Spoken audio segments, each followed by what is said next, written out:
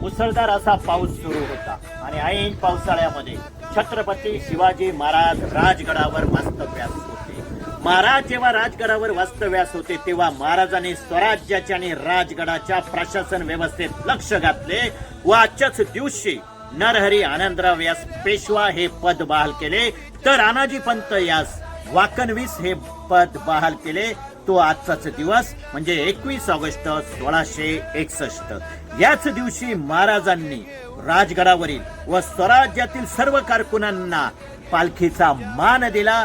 तोही आजचाच दिवस. यातून फक्त आपण एक विचार आत्मसात करावा की आपल्या राष्ट्राला, आपल्या समाजाला जर पुढे न्यायचं असेल, जे महाराजांनी 1661 मध्ये करून दाखवलं तेच आपल्याला करायचंय.